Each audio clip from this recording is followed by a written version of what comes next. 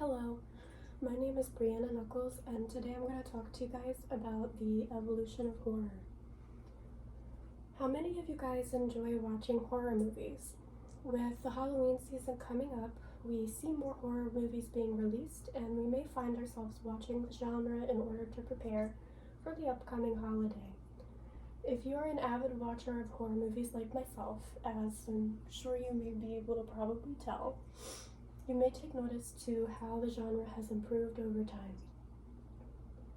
From cheesy props that may make you question whether the movie you're watching is a comedy or a horror, excuse me, to today where we see scenes that are so realistic it makes it difficult for us to differentiate between fiction and reality. Horror has greatly improved over time. First, I'm going to talk to you about some of the first horror movies ever made and how horror originated as a genre. According to infoplease.com, the horror genre actually dates back to ancient Rome and Greece times. This, of course, pertains to literature, but this does aid in the origin of horror movies as well because we had to get that idea from somewhere.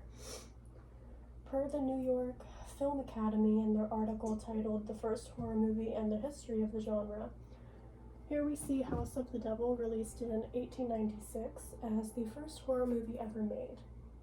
Next we see Nosferatu, released in 1922, and both of these movies have use of practical effects and they use real locations.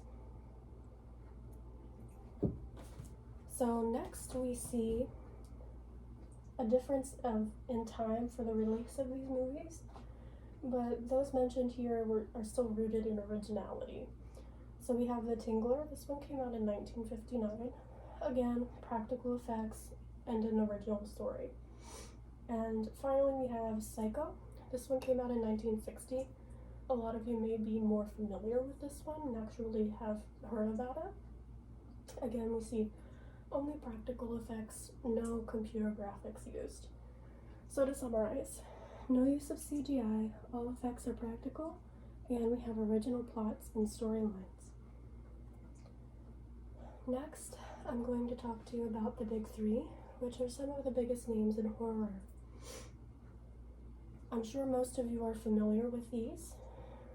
They are Michael Myers of Halloween, released in 1978, Jason Voorhees of Friday the 13th, this one released in 1980, and then finally Freddy Krueger of A Nightmare on Elm Street, released in 1984. Within the films about these characters, we see yet again some groundbreaking originality.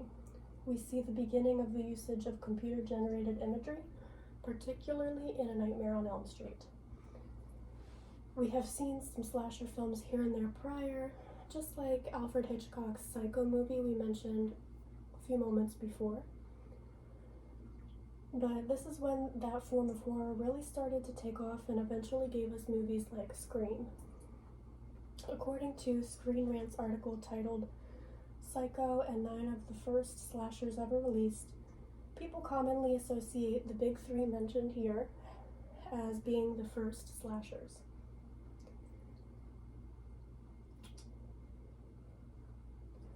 So next we have modern horror. These movies are heavily reliant on jump scares, computerized imagery, and they are more in your face, more extreme, and a lot more graphic in nature.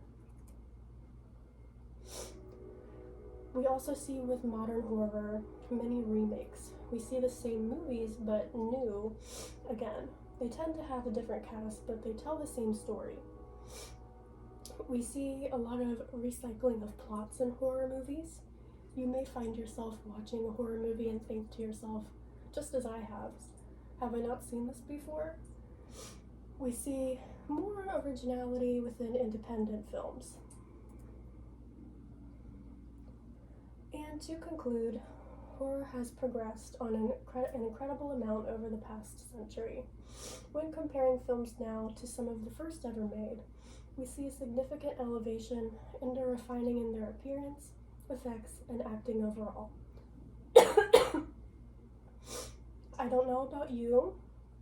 Some people may say that horror has gotten worse over time due to its lack of originality, but personally, I cannot wait to see where horror goes within the next few decades. Thank you.